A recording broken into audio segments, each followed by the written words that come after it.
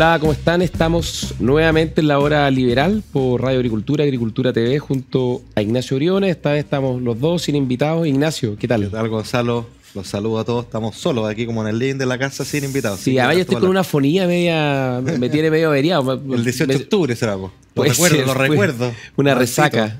Lo somaticé, puede ser. ¿Cómo estás, Ignacio? Todo bien, súper bien. Oye, bueno, tú introdujiste el tema, ¿no?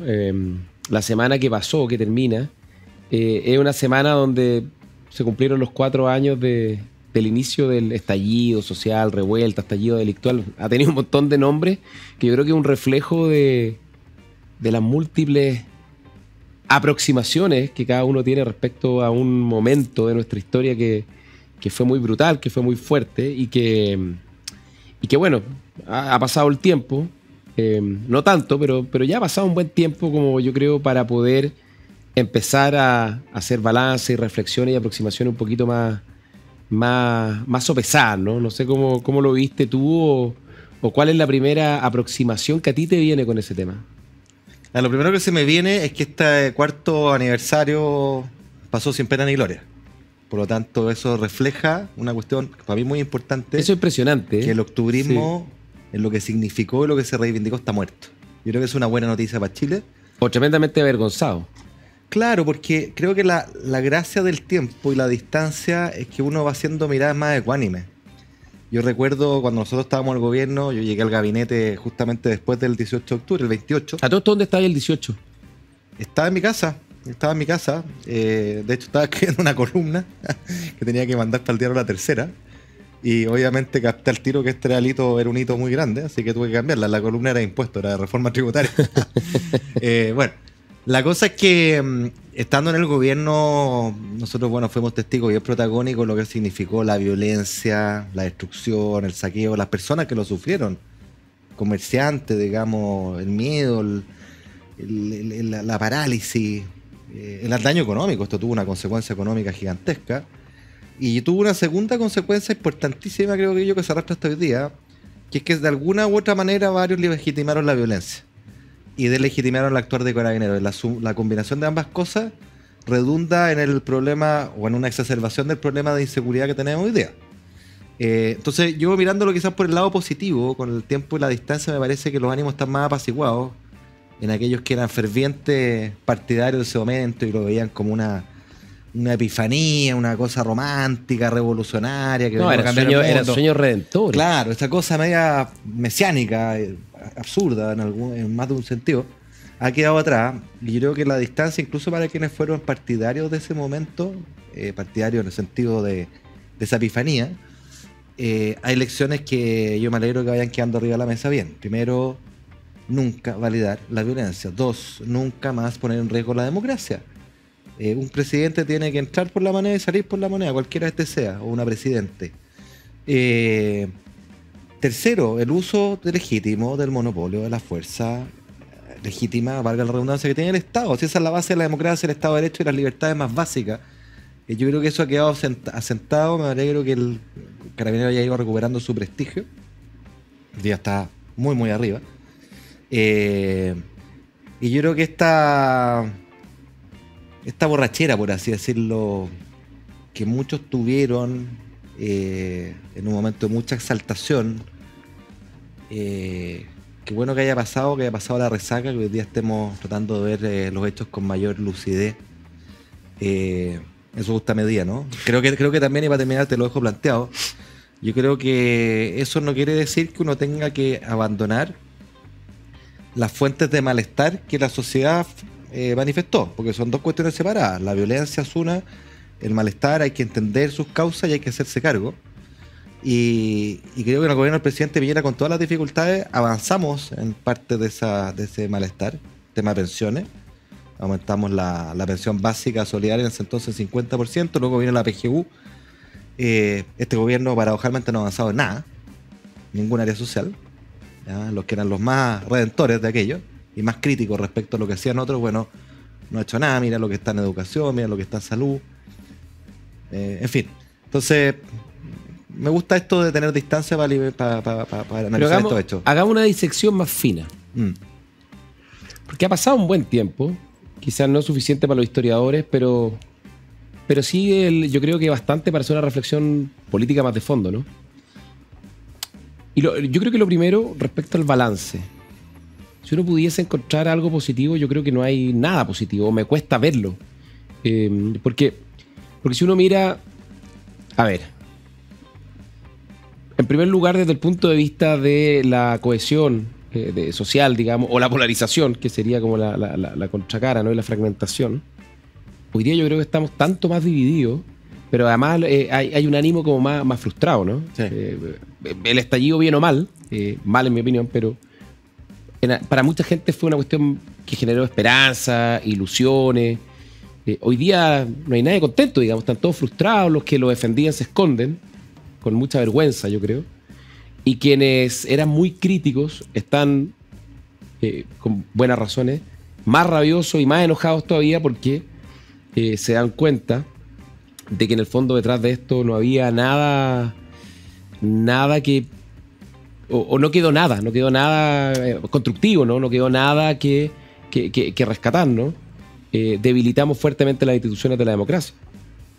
La economía hoy día está en recesión, una recesión bastante profunda. Lo mismo el empleo, lo hablamos con David Bravo hace un par de semanas. Las grandes reformas estructurales sociales en materia de pensiones, salud, salarios, no llegaron, salvo lo que tú mencionaste, que sí se alcanzó, y hay que ser justo, ¿no?, a avanzar durante el gobierno anterior, en particular en materia de pensiones, que subieron bastante, tanto la pensión básica como luego con la creación de la PGU. En materia constitucional seguimos una cuestión media farragosa, que algo se ha avanzado, pero todavía no hay luces, la luz al final del túnel todavía no aparece, ¿no? O sea, todavía, y pase lo que pase en el plebiscito del 17 de diciembre, probablemente una mitad va a quedar muy frustrada y otra mitad va a quedar muy contenta, y eso es malo, digamos, porque en materia constitucional lo que uno esperaría es que tengamos un 70-80% de acuerdo y una amplia mayoría esté satisfecha con el resultado, al menos medianamente satisfecha. Eso yo creo que no va a pasar. Y por lo tanto, al final pareciera ser que todo esto no es más que, digamos, una suerte de pesadilla o accidente fuerte que tuvimos en el camino como país, ¿no? Pero que todavía estamos pagando las consecuencias. Y yo creo que hay una cosa, además de lo que tú mencionaste, que hay que mirarlo con cuidado. Porque si pensamos que el estallido fue solo ruido y furia y que no hay algo más de fondo, probablemente a la vuelta de la esquina podamos repetir la experiencia y puede ser incluso peor, ¿no? Porque obviamente la violencia nunca se justifica y mucha gente la justificó, y eso es muy grave y eso hay que denunciarlo y bueno, aquí lo hemos hecho un montón de veces, pero también había una cuestión un poco más profunda, donde la gente salió muy masivamente a expresar una frustración que estaba muy contenida y que explotó como con la fuerza de un volcán. Yo tengo alguna idea respecto a qué hay detrás de eso, y por lo menos en mi opinión es que finalmente lo que salió fue un malestar, una rabia muy profunda, no tanto por las desigualdades, por la injusticia, sino, yo lo he dicho en estos días, ¿no?, sobre todo por la inutilidad del sistema político, la clase política, que la gente ve que los dirigentes pelean, discuten, no llegan a acuerdo y finalmente no resuelven los problemas que la gente necesita que se resuelvan, sus dolores, sus anhelos, sus aspiraciones. Entonces, cuando uno mira a la distancia y hace como el raya para la suma, ¿qué es lo que quedó? Yo creo que cuesta encontrar algún elemento positivo. Yo por lo menos hoy día, a 4 años, y eso es muy lamentable, ¿no?, porque quizá hay algunos aprendizajes tal vez, pero la verdad las consecuencias parecen ser en general muy negativas. Sí, yo concuerdo. A ver, creo que hay dos cosas en la reflexión al menos. Una es que si uno mira hoy día la foto, en el indicador que tomemos y la compara con la foto 2019, estamos en todo peor. Somos un país con más incertidumbre, somos un país más dividido, somos un país que no crece, somos un país que tiene más desempleo, somos un país donde ha aumentado la pobreza. Es cierto que entre medio estuvo la crisis del COVID, que fue muy, muy relevante, ¿no? Somos un país donde tenemos... Fue un factor muy importante que se ha atendido poco, que el COVID además... Atenuó la revuelta. Exactamente. Pero que dificultó llegar a acuerdos, digamos, o sea, en el fondo la posibilidad de llegar a acuerdos, yo creo que también se complicó porque le agregó más factores de tensión y polarización al sistema que ya estaba bastante polarizado. Sí, seguro. Pero lo social, tanto en lo social como en lo económico, en todo estamos peor, salvo quizás en pensiones, producto de la PGU. Claro. Pero que todavía falta. Entonces, claro, uno hace esa constatación, pero yo creo que uno no al hacer esa constatación no puede concluir que acá no hay que hacer nada, digamos. O sea, acá la pregunta de fondo es cómo salimos de acá y cómo recuperamos aquellas cuestiones que la ciudadanía espera y que son las que alimentan su frustración y su malestar, que tiene que ver con la capacidad de hacer reformas, de ir generando nuevamente confianza. Esto va a ser un proceso largo, que te permita sustentar acuerdos para hacer reforma en el área social. Y en segundo término, yo al menos, quizás mi seco economista, pero siempre he pensado que una de las razones del malestar, una de las razones importantes, digo una porque son muchas las razones, naturalmente, pero una de ellas es el estancamiento económico de Chile. O sea, llevamos una década perdida en crecimiento. En los últimos 10 años, del 2013 a esta parte, prácticamente el ingreso per cápita o por habitante no ha subido. Oye, yo hice el cálculo. Si uno incorpora la proyección de crecimiento este año, en los últimos 10 años, es decir, del 2014 al 2023, Chile va a haber crecido en promedio 1,9%. Si tú restas el crecimiento de la población, sí, 0,5. Usted queda en 0,5. Claro, es menos del 1%. Claro, que en la práctica estamos estancados. Estamos estancados. Pues entonces, esto es bien obvio lo que voy a decir, pero las personas, todas, quienes nos escuchan, hacen sus proyectos futuros, sus sueños, se proyectan hacia adelante. ¿Qué es lo que van a hacer? El emprendimiento que van a armar, la carrera que van a estudiar, la pega a la que van a apostar. Y lo hacen mirando hacia atrás. Forman sus expectativas futuras mirando qué pasó antes. Y cuando tú venías en un país con viento cola, creciendo firme, armaste tus expectativas con ese viento y el viento realmente se paró. Y esas expectativas quedan frustradas y eso es fuente de malestar. Entonces, volver a crecer acá es fundamental, es condición necesaria para salir del atolladero en el que estamos y de la mediocridad en la que estamos. Y todo eso, a mi juicio, pasa, lo hemos hablado 1000 veces acá, por la capacidad del sistema político de generar acuerdos que permitan hacer reformas, porque para salir del atolladero y del hoyo de no crecimiento en que estamos, bueno, se requieren incentivos para crecer, incentivos a la inversión, incentivos a la productividad, incentivos al emprendimiento, y esos no caen de Marte. Esos incentivos se llaman reglas, y esas reglas son políticas públicas. Las políticas públicas se definen en la arena política. Entonces, cuando la arena política está bloqueada, bueno, no hay políticas públicas, no hay reglas, no hay incentivos, no hay crecimiento. Y ahí está la llave maestra de nuestro bloqueo, creo yo. Ahora, tal vez pensándolo igual, no todo es tan negativo, ¿no? Porque, por ejemplo, el octubrismo está hoy día, no sé si derrotado definitivamente, pero está absolutamente con la cabeza gacha. Todos los beatos y santones de la política que aparecieron a partir del 18 de octubre, en el fondo, sí, todos los pelados de los espingos, están todos jubilados en buena hora, por irresponsables, ¿no? Sí. Creo que falta, sí, un mea culpa, una autocrítica de los sectores que tienen credenciales. Más claro, que tienen credenciales democráticos, ¿no? Yo creo que la centroizquierda tiene credenciales democráticos, lo demostró durante 30 años del 90 a la fecha. Pero todavía, salvo excepciones como Paulina Bodanovich, la presidenta del PS, no han reconocido, digamos, los graves errores y las graves omisiones que tuvieron durante el periodo del estallido social. Y mira, quizá, por lo menos yo, esta es mi visión personal, quizá aquí no todos la comparten, pero yo creo que sí hay algo que fue bueno, que fue que aprendimos algunas cosas. Aprendimos que la democracia es muy frágil. Yo creo que igual, quizá un error de todos, ¿no? Fue que hasta el 18 de octubre la dábamos por sentada, ¿no? Como que todos asumíamos que la democracia es como la única forma de convivencia, de que nada la pone en riesgo, de que no tiene adversario, de que en el fondo no hay gente que la quiera echar abajo, si la hay son más o menos irrelevantes, y vimos el 18 de octubre que no era tan así. Aprendimos que debilitar la fuerza legítima del Estado es peligroso y tiene consecuencias, y de hecho hoy día hemos visto un aumento de la criminalidad y de la delincuencia más organizada, en buena medida producto de que la fuerza del Estado también se debilitó fuertemente desde el 18 de octubre en adelante. Por lo tanto, hay que cuidar eso y hay que protegerlo, hay que modernizarlo, hay que dotar al Estado de instituciones que permitan asegurar el derecho más fundamental de todo, que podamos vivir en paz, que podamos vivir tranquilos, que podamos vivir con orden público, ¿no? Entonces yo creo que ahí también probablemente hay un aprendizaje. Mira tú. No, y se ha ganado consenso sobre eso. Eso yo creo que es muy valioso. O sea, el mejor ejemplo por contraste. El presidente Boric, ¿no? Que era quien con quienes lo acompañan hoy día en el gobierno. Llamaban a refundar Carabineros, a terminar con la institución, en fin, una serie de cosas completamente... Que el estado de emergencia de la Araucanía. Exactamente, y hoy día ellos tienen que gobernar con estas policías y además dicen que las van a defender siempre, que les van a dar, que le han dado más recursos que nada. O sea, en el fondo tienen que desdecirse de todo aquello que dijeron. Y yo creo que eso es bueno, ¿no? Es bueno, aunque aún sin que haya un mea culpa, yo creo que igual es bueno, porque por lo menos desnuda el doble estándar con que actuaron, ¿no? Mira, y yo creo que lo más importante al final es que aprendimos a enfrentar una crisis grande, ¿no? Como la del 18 de octubre, que fue una crisis muy, muy profunda, a enfrentarla procurando siempre resolverla a través de medios institucionales y pacíficos, sí, ¿no? Yo sé que no todos tienen esta visión. Mucha gente dice, ¿sabes qué más? Hay que sacar al ejército y apretar el gatillo, con las consecuencias que eso pudiese haber significado. Pero yo creo que eso es profundamente positivo, porque yo creo que la próxima... Si en el fondo las visiones más extremas, las visiones más violentas, las visiones más rupturistas se hubieran impuesto finalmente, la próxima crisis, ya sea este gobierno o un siguiente gobierno, con grandes protestas y con mucha violencia, lo primero que todos habrían pedido es la caída del gobierno y la salida del presidente.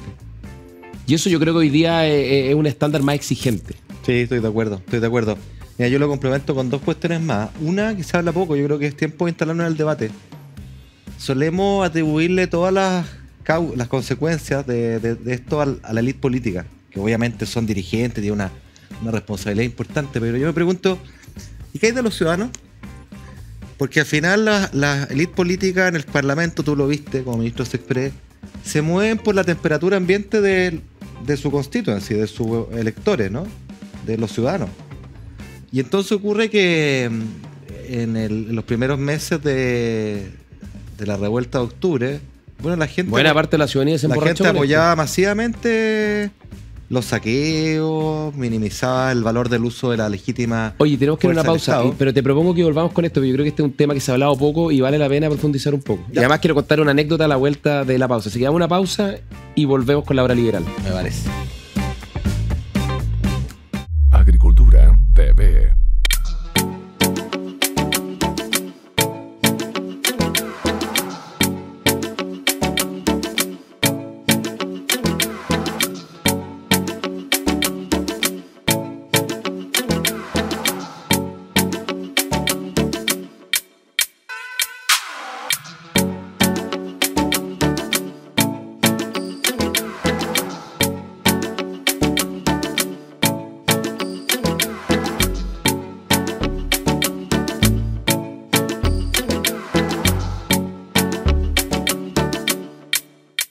Agricultura es parte de los Juegos Panamericanos y Parapanamericanos de Santiago 2023. Sigue una cobertura diaria con el desempeño del Team Chile, el medallero y la agenda del día.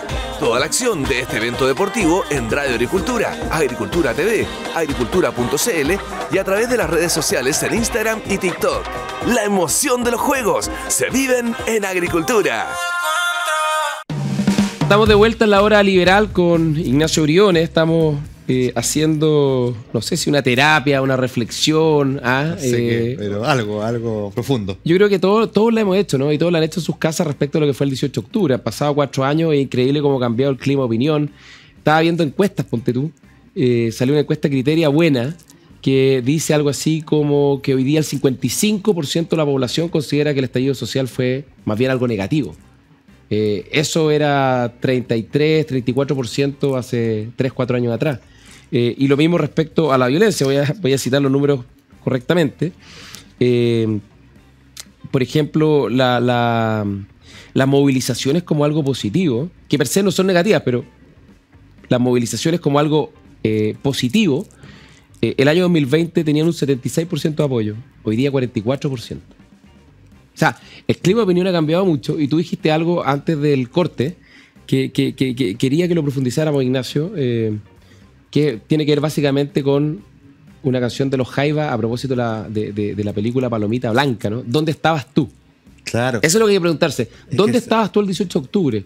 Cuando mirabas la quema del metro, los saqueos, los ataques a carabineros. ¿Qué es lo que estabas haciendo tú? ¿Qué estabas defendiendo? Claro, pues lo que pasa es que solemos centrar la discusión en el mundo político, destacar las responsabilidades para allá y para acá, y nos olvidamos de los ciudadanos. Si los ciudadanos son la base de esto, y el cómo se comporten, lo que crean y expresen en las redes o en las encuestas, permean la clase política en lo que ellos hacen. Si los políticos se mueven por la sensación ambiente de sus electores.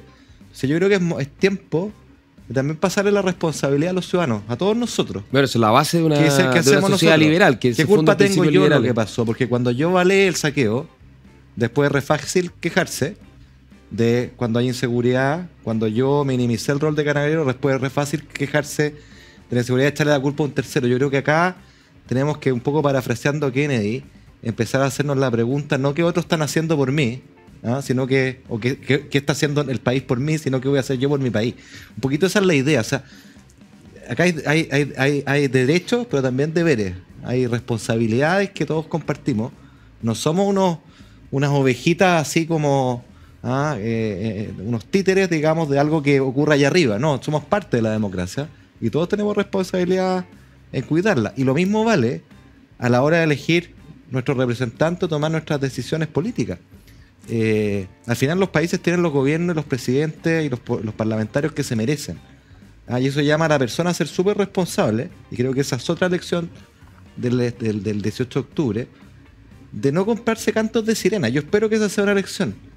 Que aquellos que decían que hoy venían a corregir todas las injusticias. No, la beatería de la política, que lo va a ir sufriendo. Bueno, les toca hacer gobierno con guitarra, y ahí se dan cuenta de chuta, no era tan fácil. La pura voluntad o el voluntarismo no sirve en política.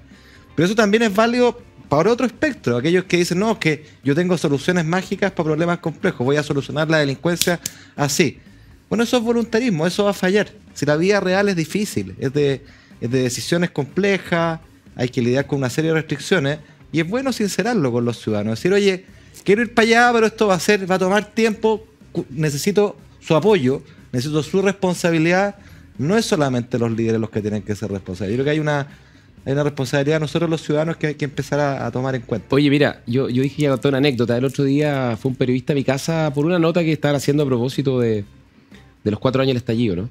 Y antes de grabar nos pusimos a conversar sobre esto, sobre lo que me iba a preguntar y todo. Y bueno, yo le hice la pregunta, ¿y qué pensabas tú en ese momento? Y me dijo, mira, yo la verdad, en ese momento yo apoyaba las protestas, apoyaba las manifestaciones, pero hoy día me da mucha rabia, estoy completamente cruzado y he cambiado completamente de opinión porque me di cuenta que no quedó nada bueno de eso.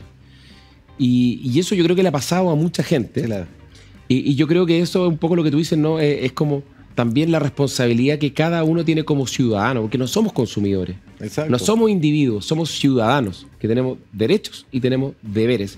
Y a mí una cosa que siempre me pareció hasta cierto punto falaz o deshonesto intelectualmente, era esto de decir, oye, ¿sabes qué más aquí? Como separarnos la violencia de las manifestaciones. Obvio que la manifestación es legítima y que no tiene nada que ver con la violencia. Pero es que en ese momento era en la práctica imposible de separar, ¿no? Porque todos los que estaban llamando a movilizarse o que lo estaban estimulando no se hacían cargo de que cada manifestación en general engendraba o estaba asociada a hechos gravísimos de violencia. Obvio. El mismo 25 de octubre, el famoso 1.000.000 de personas, fue una de las jornadas más difíciles en cuanto a la violencia que se generó en Santiago, ¿no? Y ni hablar el 12 de noviembre cuando convocó, ¿cómo se llama? La mesa social, ¿no? No, ni hablar. Déjame contarte una anécdota. El embajador de Argentina, ese día 25 de octubre, Octavio Bordón, me llamó desesperado porque estaban a punto de quemar la embajada, y a él y a los funcionarios adentro de la embajada quienes estaban manifestándose en la marcha del 1.000.000 de personas. Obviamente no era el 1.000.000 de personas, pero llamar a manifestarse... Recordemos que la embajada argentina está en Vicuña Maquena, está pegado al sur de la Plaza Italia. Y digamos, fue ese día que quemaron al lado la Universidad Pedro Valdivia. Claro. Y por lo tanto llamar a manifestarse sin entender que en ese contexto esos llamados solo producían violencia, y esa violencia solo producía inestabilidad y nos arriesgaba un quiebre o un colapso democrático. A mí me parece, fíjate, un poco que se ha dicho poco, pero poco honesto intelectualmente, porque la verdad, el estallido partió primero con una explosión de violencia. Total, por el metro y el incendio del edificio de por supuesto, Enel. o sea, mira, yo siempre digo, la red de metro, el 18 de octubre del año 2019 tenía 136 estaciones. y esa noche atacaron 77 de las 136. Y de las 77 atacadas, aproximadamente una docena terminó completamente destruida, entre incendiada, saqueada, vandalizada. Quemaron vagones, carros, hicieron pedazos de la infraestructura de la red pública de transporte, y a los 2-3 días teníamos a Chile sin vuelos prácticamente en todo el territorio nacional. Se tuvo que suspender los vuelos por las protestas, las carreteras estaban colapsadas, el comercio estaba cerrado, las clases estaban suspendidas, ¿no?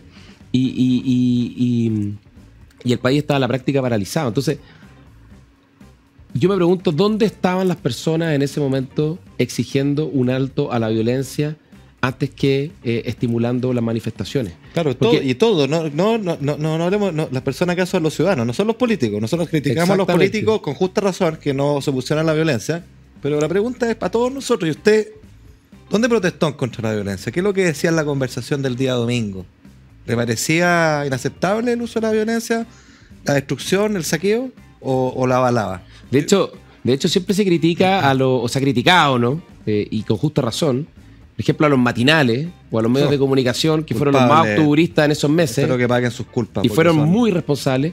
Pero al final también los rostros no lo estoy justificando, ¿no? Pero son un reflejo de lo que es la opinión pública. Exacto, se mueven con la opinión pública, son como los políticos. Por eso te digo que al final la pregunta última es los ciudadanos qué hacen, qué piensan, qué reclaman, qué estiman aceptable y qué no. Y de hecho, hoy día tú mirás a los mismos rostros de televisión, a los mismos que conducen los matinales, y son los que más exigen mano dura, son los que más se indignan frente a la pantalla cuando hay un delito, un acto de violencia. Son unos mercenarios del rating. Porque hoy día cambió el clima de opinión pública, porque la ciudadanía está en otra, ¿no?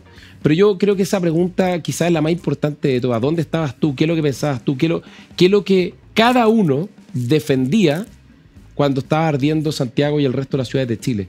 Porque yo creo que nunca hay que confundirse. La manifestación pacífica es legítima en democracia, pero el estallido, el 18 de octubre, partió como una explosión de violencia que prácticamente nadie condenó. Y si la democracia no cayó, porque estuvo cerca de caer, estuvo cerca de colapsar, fue finalmente porque hubo algunos, pocos dirigentes, que al final reaccionaron y dijeron, ¿sabes qué más? Esto se nos puede ir de las manos, y hagamos un acuerdo político y démosle un cauce institucional, constitucional, a la crisis del 18 de octubre, ¿no? Y de hecho, ojo con una cosa, que ese acuerdo fue firmado desde la UDI hasta una porción minoritaria del Frente Amplio. La mayor parte del Frente Amplio, el Partido Comunista y la izquierda más dura no lo suscribió. Y Camila Vallejo, la vocera de gobierno, reclamó que era un acuerdo espurio, que era una traición al pueblo, como todo el Partido Comunista, y que era un camino que básicamente lo que hacía era traicionar los anhelos populares. O sea, en el fondo hubo parte muy importante del sistema político que solo quiso tensionar esto hasta que finalmente... Y los mismos que después dan lecciones de democracia, se las dan de dar lecciones de democracia. No, absolutamente, pero mira, yo creo que en las lecciones, y una invitación a todos, si uno tiene que vivir crisis de nuevo como esa o de otra índole, es hacer un esfuerzo por mantener la cabeza fría, un poquito de distancia. O sea, con la distancia del tiempo somos capaces de ver cosas que no veíamos. Y claro, en el momento es mucho más difícil, pero uno tiene que hacer siempre ese esfuerzo.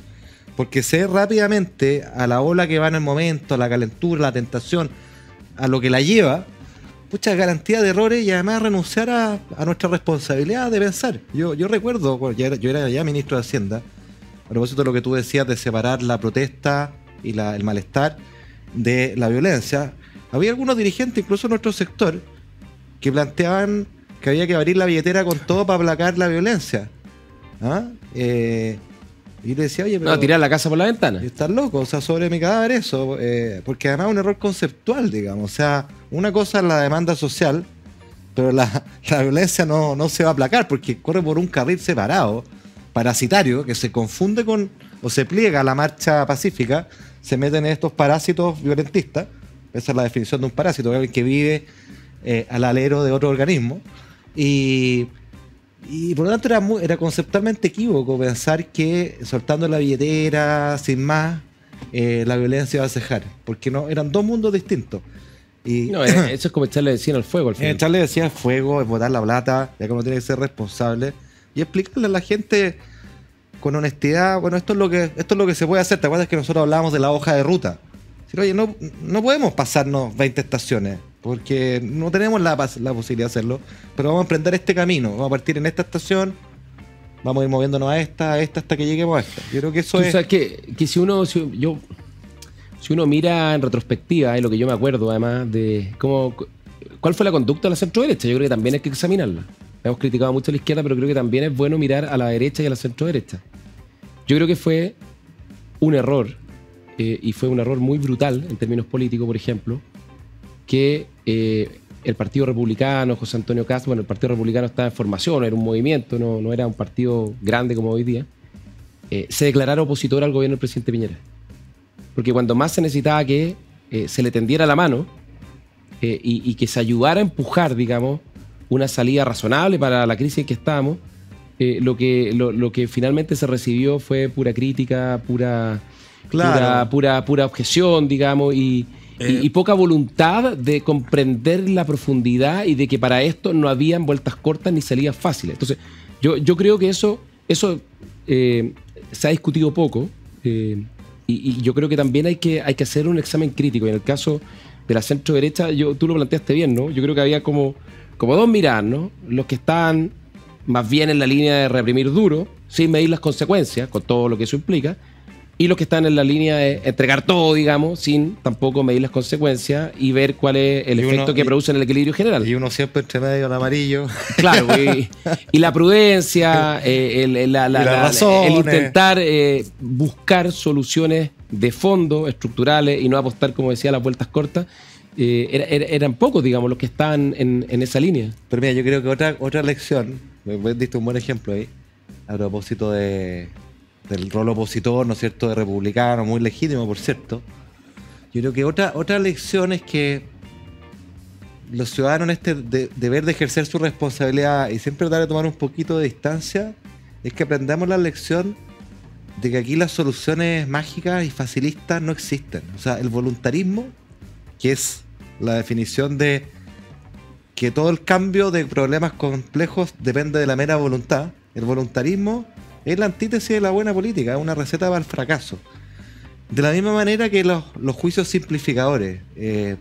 Esa derecha que fue opositora del gobierno del presidente Piñera, en ella vive también una parte que no le perdona al presidente Piñera haber optado por una salida institucional a través de la Constitución. Dicen, entregó la Constitución.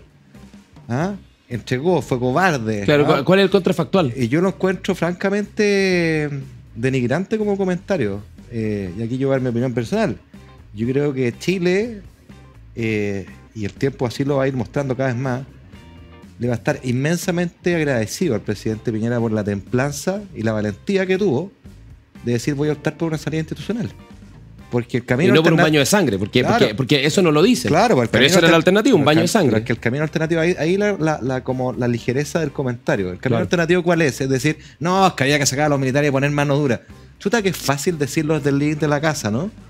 Porque estando ahí es distinto, es con guitarra distinto que el voluntarismo. Obvio. Y número 2, esa solución nos hubiera llevado a un baño de sangre y quizás en qué situación estaría nuestra democracia hoy día y en qué situación estaría nuestro país. Yo creo que ese era un camino irresponsable que yo invito a pensar a aquellos que lo miran facilistamente. Creo que la decisión más difícil fue la que tomó el presidente Piñera, y yo al menos le valoro y le valoraré siempre como ciudadano, como chileno y como parte de su gabinete en ese entonces, esa templanza, esa sabiduría y la valentía que tuvo para optar por ese camino, porque fue muy criticado. Oye, Ignacio, ¿y alguna autocrítica? Hemos apuntado a todos lados, yo creo que también en este examen, ¿qué examen hacemos de nosotros mismos? A ti, a mí nos tocó, digamos, estar ahí y tomar decisiones. Yo creo que en el estallido, yo creo que una autocrítica o crítica que uno le haría a su sector, es que yo creo que en esta invitación a tomar distancia, a reflexionar y no simplemente comprar lo que está dando vuelta en la ola, yo creo que es súper importante separar la violencia, todos los efectos negativos que dejó esa parte del estallido, que ya conversamos latamente, pero tratar de separar que hay un subyacente de malestar que tenemos que entender. Yo creo que tiene varias componentes. Ya dije una, nuestro estancamiento económico es la número 1. Eso nos obliga, tenemos un deber de lograr acuerdos para hacer reformas que generen políticas públicas con los incentivos que tiren el carro al crecimiento. No tenemos derecho a mantener a nuestro país en la mediocridad de crecer un 0,5% al año en términos per cápita. Eso no resiste análisis. Y número 2, tenemos que ofrecer una hoja de ruta de reformas sociales honesta, factible de hacer, sin promesas mágicas, pero diciendo que hay un camino. Porque seamos honestos, o sea, a mí me carga centrar todo en la desigualdad, particularmente en la de ingresos. Y prefiero centrarme mucho más en las oportunidades. Y en materia de igualdad de oportunidades tenemos 2 Chiles, y esa es la verdad, lo vemos en educación. O sea, ¿qué culpa tiene el chico, la chica de 5 años, de dónde nació, de la familia en que nació, y sabemos que esa persona no tiene las oportunidades que tiene tu hijo o mi hijo? Eso nos debería indignar, nos debería conmover. Como liberales, deberíamos hacer todo por igualar esa cancha de oportunidades. Y ahí estamos al debe. Yo creo que el área social es un área fundamental que la derecha, la centro derecha tiene que reivindicar con sus ideas, al mismo tiempo que poner mucho acento en el crecimiento, que es condición necesaria. Sí, yo estoy de acuerdo contigo y vámonos a la pausa porque me están retando, pero para cerrar, digamos, esta reflexión extendida sobre el 18 de octubre, yo creo que hay 2 cosas que la derecha, la centro derecha, yo me sumo a eso, digamos, hay que hacer una mea culpa, no una autocrítica. Yo creo primero entender que el 18 de octubre no fue solo ruido y furia. Hubo Claro. ruido y hubo furia, sin duda. Y harta. pero no fue solo eso. No. Y si nos quedamos en que fue solo eso, probablemente las causas subyacentes no las vamos a atender y bueno, probablemente esto puede reaparecer y puede reaparecer aún más agravado. Y yo creo que eso se ha olvidado un poco y creo que en la centro derecha hace falta una reflexión respecto a tener una propuesta de corte más social y mucho más reformista que se haga cargo de los dolores que se expresaron con mucha fuerza el 18 de octubre. Yo creo que eso está, yo creo que eso es cierto y eso hay que abordarlo. Y lo segundo, y esto yo lo digo, yo era ministro secretario general de la presidencia el 18 de octubre, yo creo que dentro de las lecciones también, y esto es mea culpa, que yo creo que nos demoramos mucho en reaccionar y en tener una interpretación y una narrativa razonable frente a lo que se empezó a vivir con tanta fuerza el 18 de octubre. Nos quedamos en silencio, ¿no? Parafraseando el libro de Daniel Mansuy, nos fuimos quedando en silencio. Y como nos quedamos en silencio, la otra narrativa en disputa, la de la izquierda rupturista, de que todo esto era fruto de la injusticia, los abusos, no son 30 pesos en 30 años, se impuso. Sí. Y eso logró contaminar el debate y mucha gente lo creyó. Y cuando uno en política se queda callado, bueno, finalmente pierde la partida porque es una disputa de posiciones y finalmente la interpretación que logra imponerse se transforma en hegemonía. Y esa hegemonía, el octubrismo, finalmente duró mucho tiempo, duró años, digamos, y solo se cayó a pedazos en el plebiscito del año pasado, el 4 de septiembre, cuando el pueblo de Chile reaccionó con sabiduría.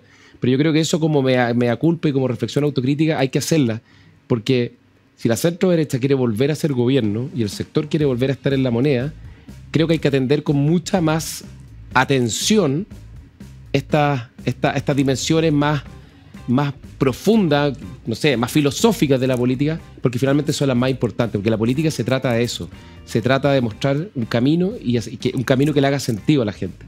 Y nosotros no fuimos capaces de mostrar un camino ni de dar sentido. Quizá el golpe fue muy fuerte, ¿no? Y como boxeadores quedamos al borde del knockout y nos costó un poco reaccionar, pero yo creo que ese es un aprendizaje que hay que hacer porque si uno se queda callado, el otro habla y cuando el otro habla y uno se queda callado, Yo tengo perdió. Tengo una idea, una pista sobre eso, pero lo retomamos a la vuelta. Ya a la vuelta porque nos pasamos un poco como siempre el tiempo. Ya, vamos a una pausa.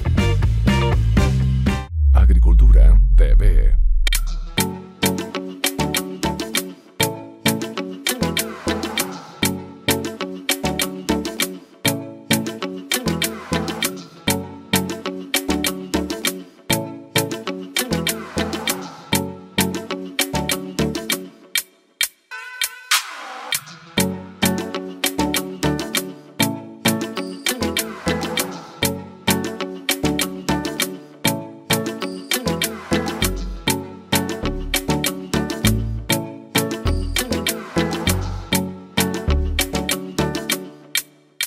Agricultura es parte de los Juegos Panamericanos y Parapanamericanos de Santiago 2023.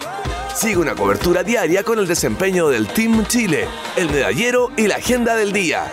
Toda la acción de este evento deportivo en Radio Agricultura, Agricultura TV, agricultura.cl y a través de las redes sociales en Instagram y TikTok. La emoción de los Juegos se viven en Agricultura. Estamos de regreso en La Hora Liberal junto a Ignacio Briones. Tú dejaste plantear una pregunta, una reflexión. Claro, en el mea culpa que tú decís, la falta de capacidad de cómo reaccionar y cómo definir un relato creíble, yo creo que va mucho más allá de la autocrítica puntual que uno puede hacer como gobierno, como sector político de centro derecha, Creo que tiene que ver con una reflexión más profunda sobre la política en general. Y que de nuevo interpela o apela a la responsabilidad de los ciudadanos. ¿Ah? Que es lo siguiente. Se suele hacer en política que ante un problema tú ofreces la solución máxima, ¿no? O la solución con el tejo pasado. Vamos a terminar con la delincuencia en la noche de la mañana. Vamos a mejorar, vamos a duplicar las pensiones. Todo por obra de magia. Y se instala eso. Y las personas que lo creen de buena fe, luego nada de eso ocurre. Porque hacer cambios radicales es muy difícil. Y si ocurriera sería un desastre, además decíamos que sería infinanciable.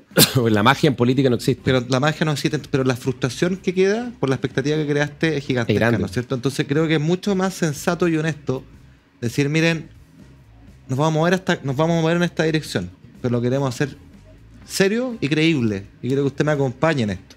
Lo vamos a hacer por etapas, porque las soluciones mágicas no existen. Ahora, lo malo de eso es que, pucha, que cuesta tener votos con responsabilidad y con pragmatismo. Ya, pero y ahí está la interpelación a la responsabilidad de los ciudadanos, porque los ciudadanos deberían entender que esas promesas mágicas es pura charlatanería, es puro oportunismo electoral y nada de eso va a pasar y solo va a arriesgar a seguir frustrando.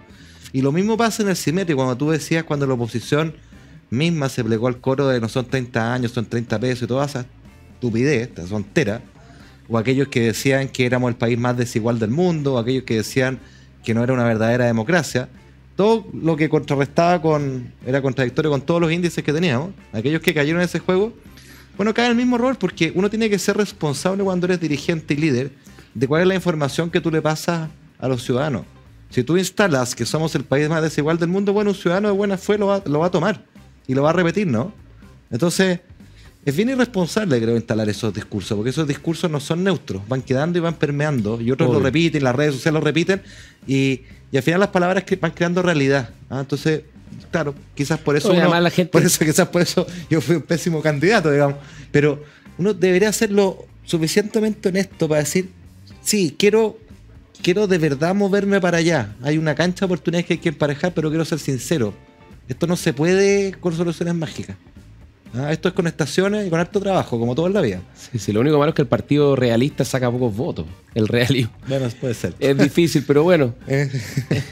Importante por lo menos quizás, al menos alertarlo.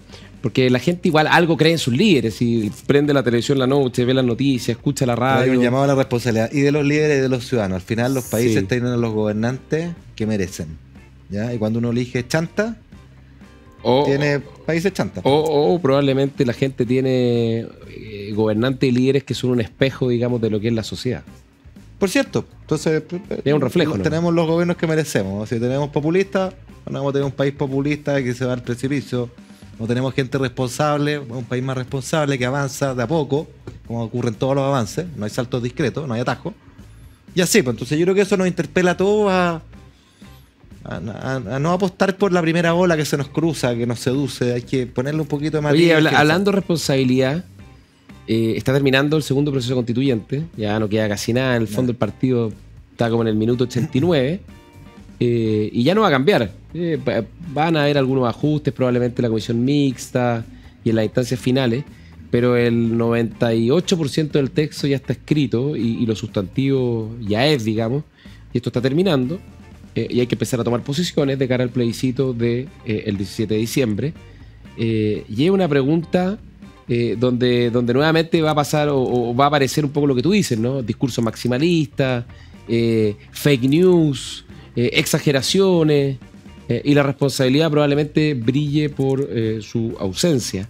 Y de hecho es un poco lo que se ha visto en la semana, ¿no?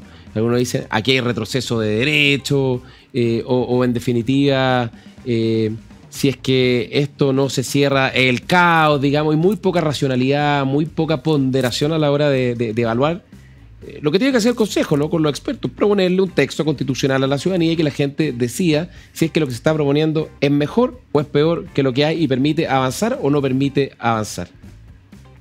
Por supuesto, yo creo mucho que primero las personas están todas súper desafectadas del proceso, cansadas, aquello que era un imperativo hace 2 años, hablando de la ola del momento, hoy día dejó de serlo, el momento constitucional se ha perdido.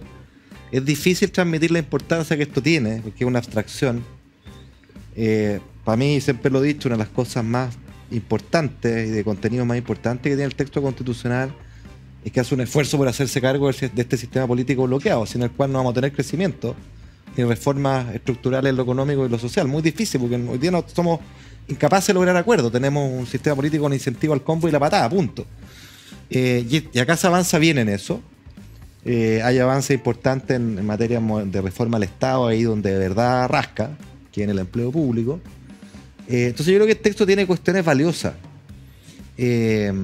Problema, yo lo he dicho siempre, es que el tono del proceso hace cuesta arriba su aprobación, y al final los textos, los procesos no son la calidad del texto. Si quienes leen y quienes leemos al detalle la Constitución, son muy pocas personas las que lo leen. En cambio, interpretan a partir de la sensación ambiente si hay algo por lo que vale la pena sentirse parte, ¿no? La gente declara querer en el texto constitucional estabilidad, porque está hasta acá de la inestabilidad. Yo compro ese argumento.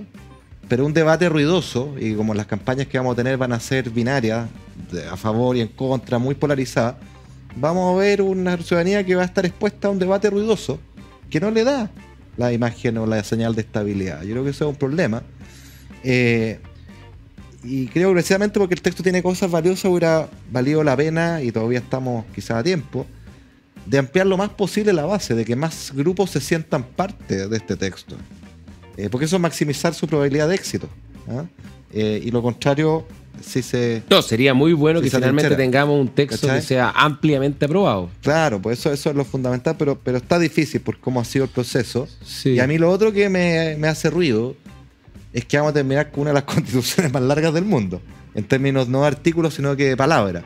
Lo que dice mucho... Artículos no tanto, son como 200 versus 180 el actual y como 300, casi 400 el de los constituyentes anteriores. Claro, lo que hace es que es medio tramposo lo que estoy diciendo, porque se metieron todas las leyes orgánicas en la Constitución. Antes nuestro actual ordenamiento jurídico... Lo delegaba la ley orgánica. Claro, pero no deja de ser cierto que si tú agarras Constitución con Constitución, en términos de palabras vamos a estar dentro de las más largas, del espíritu bolivariano, por así decirlo, y no el espíritu de una Constitución norteamericana que es más bien mínima. A mí me gustan las constituciones mínimas, no máximas.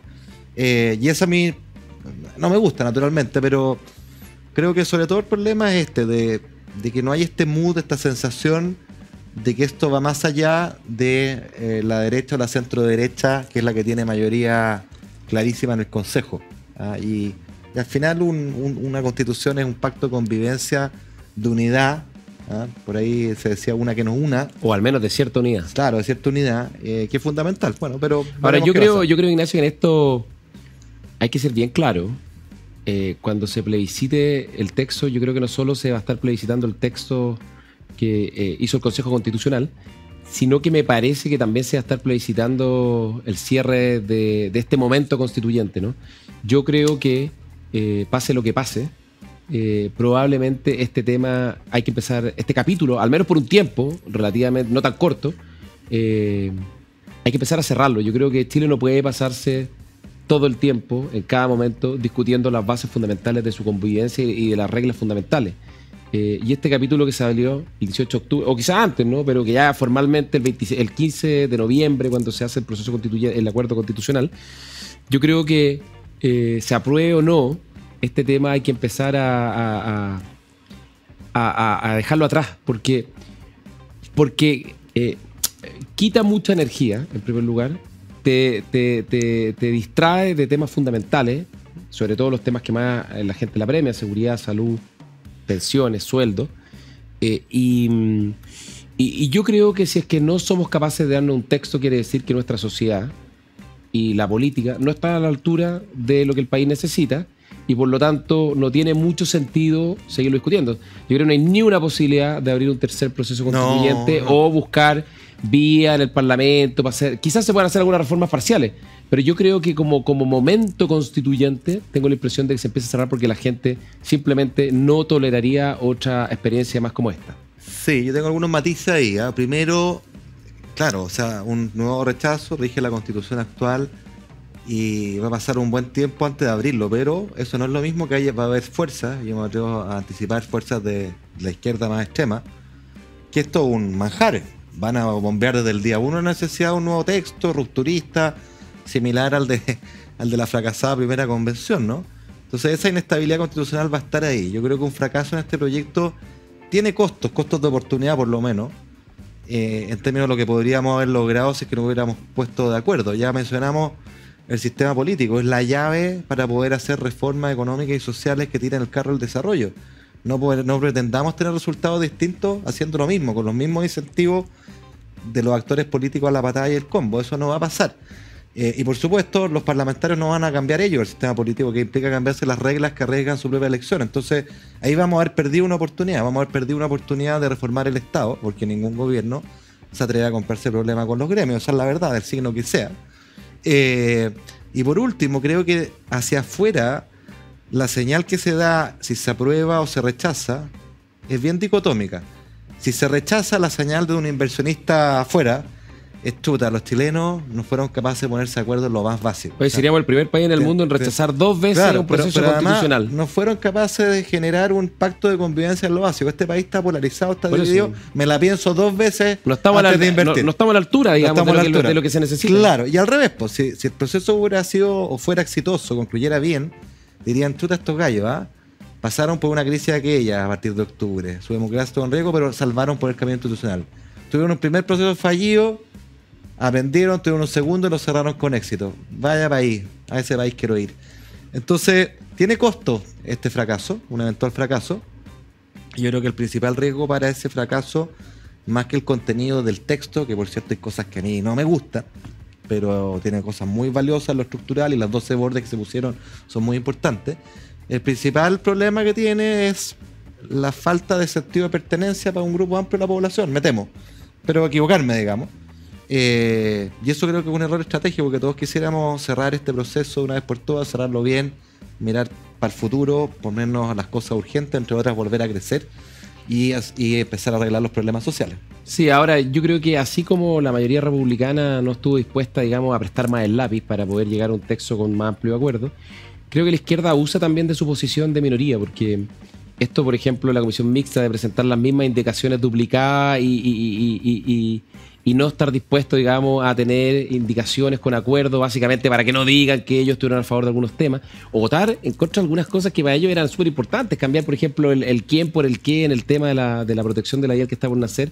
Al final lo que muestra es que siguen presos de una lógica maximalista, van por el todo o nada y están abusando un poco de su posición. Además, esto se lo escuché a Sebastián Soto, el vicepresidente de la convención del Consejo Experto, que yo creo que tiene toda la razón. Y gran amigo. Si un extranjero o un extraterrestre que no ha estado en Chile en mucho tiempo viene y ve la propuesta del Consejo Constitucional, va a encontrar que dice en el artículo 1 que Chile es un Estado social y democrático de derecho, va a encontrar cambio a la justicia constitucional, que también estas dos cosas son temas fundamentales, demandas históricas de la izquierda, va a encontrar nuevos derechos sociales que además son exigibles, son judicializables, va a encontrar un montón de cuestiones que son reivindicaciones históricas de la izquierda.